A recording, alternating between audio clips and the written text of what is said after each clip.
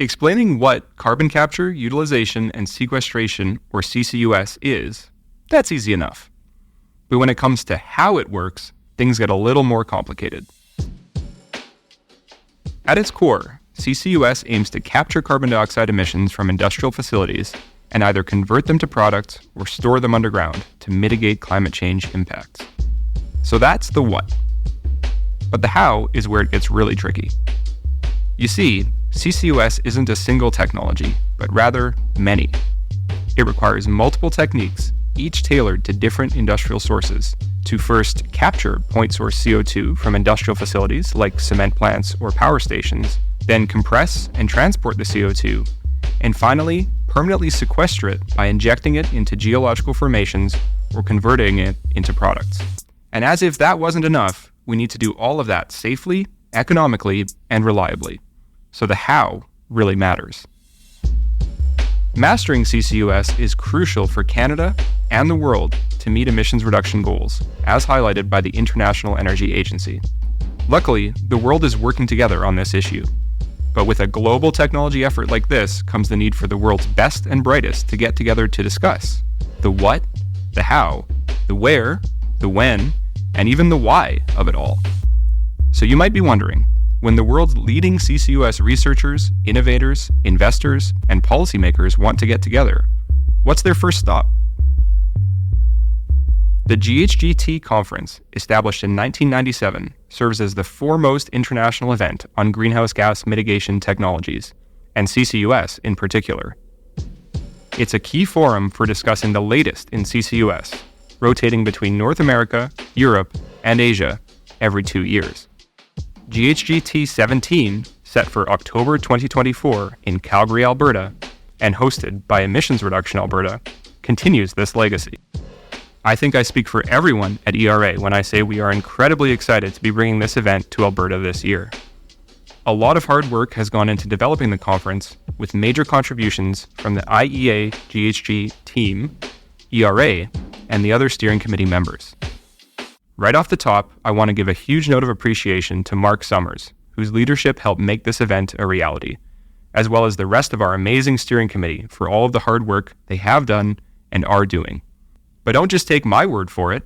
Today, I'm pleased to be speaking with Tim Dixon, the head of IEAGHG and co-chair of the GHGT-17 steering committee, to learn more about this year's GHGT conference, proudly brought to you by Emissions Reductions Alberta. Here on Carbon Copy.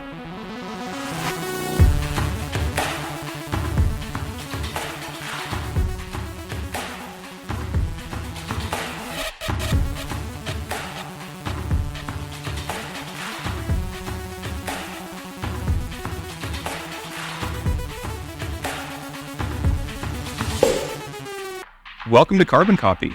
Today, I'm here with Tim Dixon from IEAGHG to talk about the GHGT-17 conference that we are co-hosting in Calgary, Alberta this October.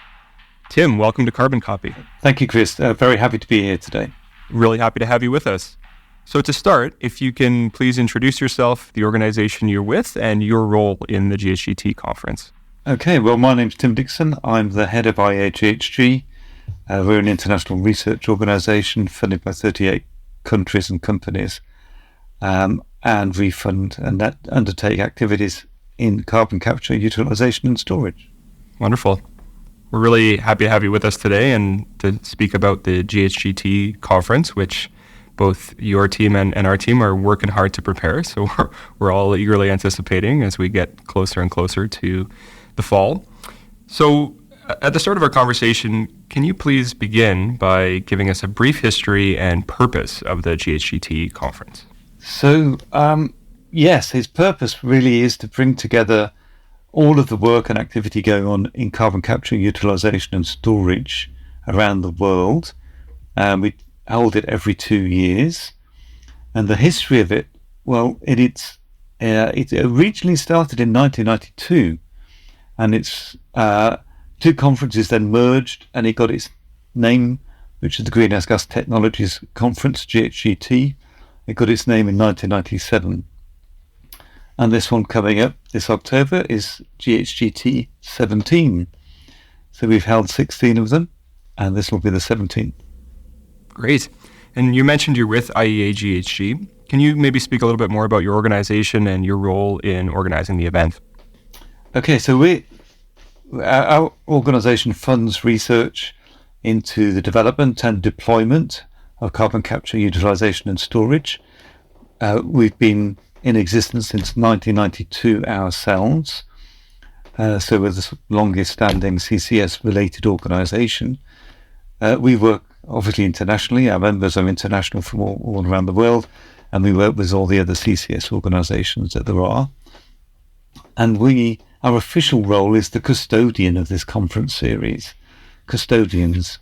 But each conference, we work with local partners, Emissions Reductions Alberta, in this case, and with our host partners. Every 2 years we develop this conference, and it's in the CCUS world. It's pretty big because it's the biggest event on this topic. So with Emissions Reduction Alberta, we'll be bringing the CCS world to Calgary. Very excited. Yeah, every 2 years with a rotating host, it's almost like the Olympics of CCS. That's a good way of putting it. I like that. We won't put that on the tagline, I don't think, but... So you've been doing this, you said, for a number of years. We have 16 iterations to date, coming up on number 17. So based on your experience over the years running the conference and participating, who typically attends GHGT? So it's quite a broad range of attendees. There are generally engineers and researchers and scientists, both from academia and from industry and from research institutions, but also policymakers and regulators attend as well. And I think we see more and more people from the private sector coming, so not just those in the research and development departments of companies, but in the project developers, the engineering services side, and the associated services that support CCS project build and development and operation. Yes, great. And I know we're certainly seeing a shift in the CCS world from academia and technology development into this big project development cycle and project finance that you talked about. And so we're certainly excited to see the demographics shifting, and very much looking forward to seeing members of the business community and investors, project developers at this year's iteration of GHGT. Aside from all the groups we've discussed so far, is there any specific group that you'd really like to encourage to attend? Yes, anybody who's not been to one before. So in particular, in thinking about all the developments in Alberta and broader in Canada, certainly all the companies and individuals who are moving into the deployment side, please come along. If you might not have travelled to the far side of the world before for one of these, this one's in your backyard. So I particularly welcome you to come along. And there you're going to meet the rest of the CCS world. We're probably expecting around 1,500 plus attendees, typically from 60 plus countries. Come and see what the rest of the world is doing. Amazing.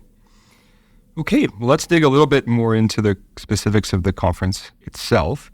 Can you speak to us about this year's program and how it was developed? So I can talk about it in a general sense because it is still in development at the moment.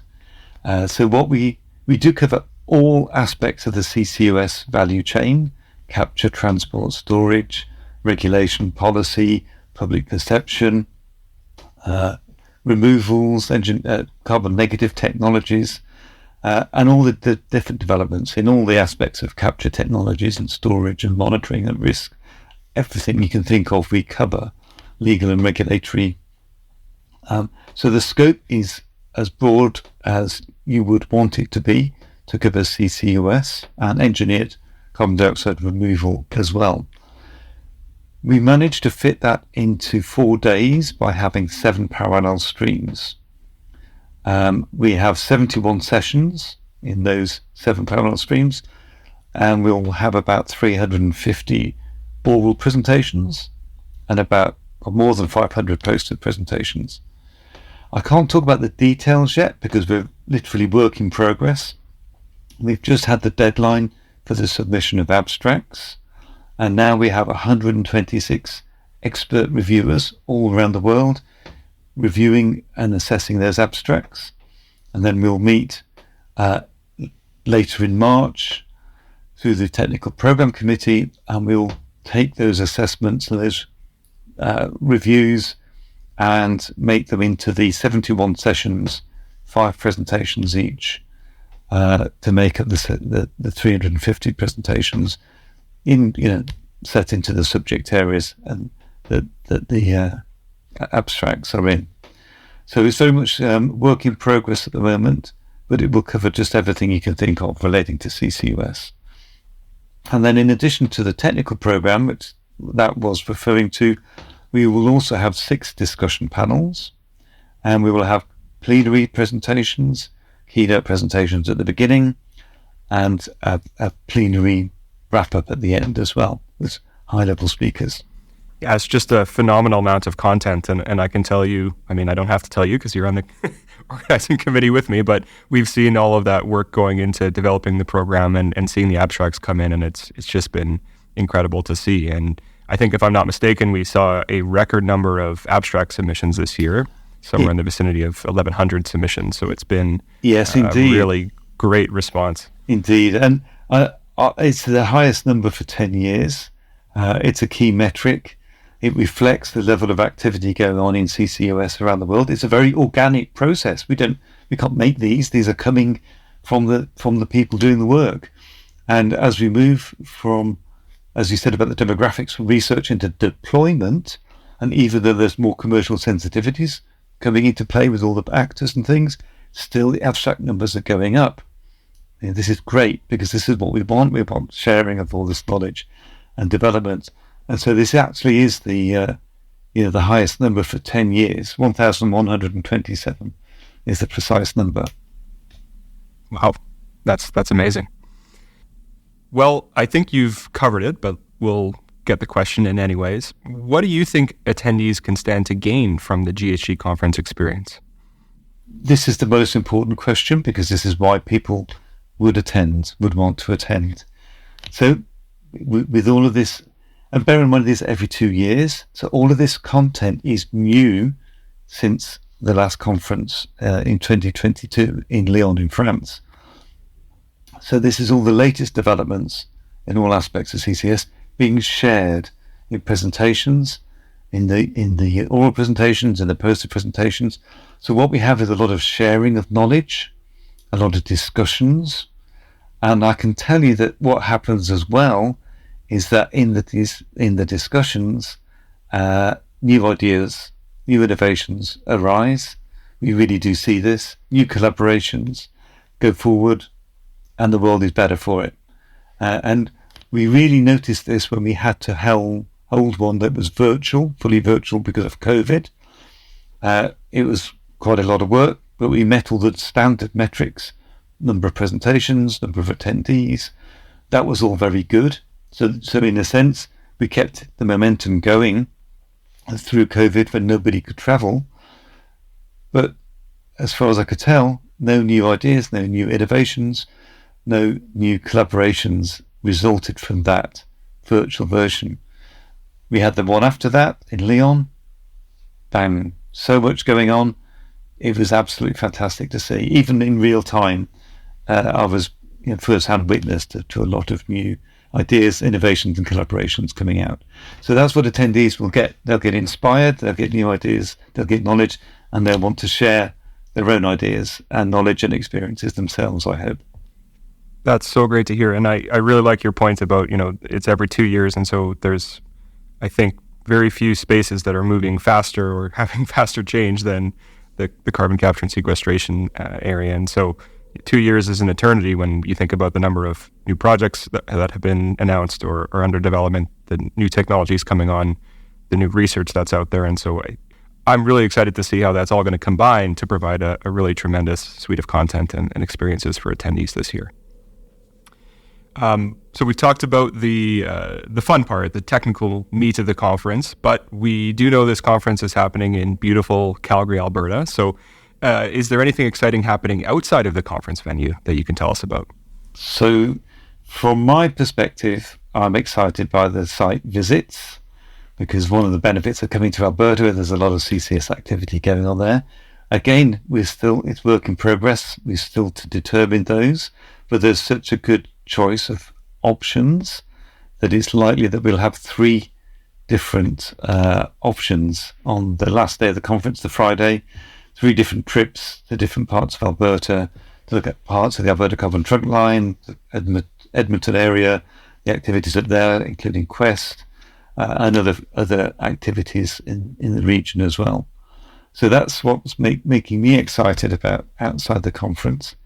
I would ask you, Chris, if there's other things going on in Calgary at the same time of a non-technical nature that might be attractive to people. Well, the fall is always a great time to visit Calgary. It's a beautiful part of the world, and of course the mountains are an hour away. I'm an engineer myself, so I'm actually most excited about the site visits as well. So I'll confess, never miss a chance to get out to an industrial facility and see what folks are working on and all the great developments that are happening. So I'll be right there along for those tours as well. You touched on it already, but I think, as we talk about moving into the 17th iteration of GHGT, and some of the changes and developments that have, come to the format over time, and in particular, some new elements that are coming this year's iteration. Can you maybe speak to what's different compared to past conferences in GHGT-17? Yeah, that's a good question, Chris. And thanks to Emissions Reduction Alberta's ideas, we do have a significant new element to this conference, and that is a strategic stream so there'll be an 8th parallel session of content that is business to business focused. So looking at issues to do with the commercial deployment of CCS, business relationships, commercial risks, insurance, stakeholder outreach, de-risking projects, topics like that. So again, it's work in progress on the actual topics, but we're very excited to be having between 7 and 9 sessions on this. At the moment, it's called the strategic stream. If that's the final name for it, I'm not sure, but it's a business-to-business stream in addition to the technical conference. And it'll be part of it, integral with it. They'll share the plenaries, same venue, same coffee breaks, because one of the important things is our conferences bring researchers and industry together. This will be bringing the CEOs in as well. Absolutely. Yeah, this is an area that's really near and dear to me and to us here at ERA. We see carbon capture as very much a cross-cutting technology, and so the opportunities for different sectors to learn from what other folks have done in the space is tremendously important. And as you said, Alberta right now is a bit of a hotbed of activity for new carbon capture projects under development or consideration. And so making sure that everyone's benefiting from the learnings of the folks that have, maybe are a little bit ahead is absolutely critical. So we think this is just a great platform for that. Industrial scale carbon capture. North America's first hydrogen-powered locomotives. Using drones for reforestation. Since 2009, Emissions Reduction Alberta has been helping to deliver on the province's environmental and economic goals by investing in projects just like these. Projects that pilot, demonstrate, and deploy clean technologies across our industries. Whether it's detecting methane from space, producing biogas from Alberta's agriculture industry, or one of almost 300 other projects in our portfolio, ERA's investments in these game-changing technologies are reducing emissions, lowering costs, attracting investment, and creating jobs right here in Alberta. ERA's funding is sourced from the Government of Alberta through the Technology Innovation and Emissions Reduction, or TIER, Fund, which is Alberta's provincial industrial carbon price. For more information about Emissions Reduction Alberta, visit eralberta.ca. What do you see as the significance of hosting GHGT in Canada, in Alberta this year, when it comes to our industrial base, our provincial emissions profile, and the general momentum that we're seeing in the carbon capture area in both research and industry here in Alberta and Canada? So Canada's always had a leading role in CCUS, from the Weyburn project in Saskatchewan that started the CO2 injection for the CO2 EMR flood and the monitoring on that from 2000 onwards, and then the building of Boundary Dam project, operational from 2014 in Saskatchewan, and the Quest project further north of Edmonton. Very successful project there. I think that was 2016, 2017 operational from. So Canada's always had a leading role, and we're overdue in bringing the conference to Canada. The last time it was in North America was 10 years ago in Austin, Texas. The last time it was in Canada was 20 years ago in Vancouver, 2004. So I would say we're overdue with bringing it to Alberta. And now, compared to 2004 and compared to 2014, there's a lot of activity, especially in Alberta now, with the incentives from the government, encouragement there, with the industry enthusiasm, with the natural resources of the geology and the emissions as well. So I think one thing that we really like to do as IEAGHG is to take the CCS world to where the action is. And I can confidently say that's going to happen when we hold the GHGT-17 in Calgary. Very well said. Yeah, I absolutely love that. And I think at ERA, we're very proud to be part of bringing that conference to Alberta and, using it as that platform to share with the world all of the exciting developments that are happening here and making sure that we can benefit from the best and the brightest in the space, right? So that's very important to us as well. Okay, well, we obviously have quite a bit of work, you and I and the rest of the team, leading up to the conference in October. But can you just maybe speak to what's next in the lead up and what else people can expect to see as we get closer and closer to the event itself? So, as I said, at the moment, we have the technical program being developed through our expert network around the world of 126 reviewers. With yourself, Chris, and the rest of the steering committee, in the next 2 months, we'll be starting to work on the keynote speakers and the plenary speakers, and we'll be able to announce those. We'll be able to announce the technical program. The intention is that can be announced in May, by the end of May, so that everyone can achieve the registration before the early bird ends after that date. But also, we will be announcing the tours, the field trips. We'll be putting in place the social program, which will include a conference dinner. There's going to be a reception specifically for students in general, and specifically the students from our IEAGHG International CCS Summer School, of which we've got over 700 alumni now. It's always great catching up with them in person at these events.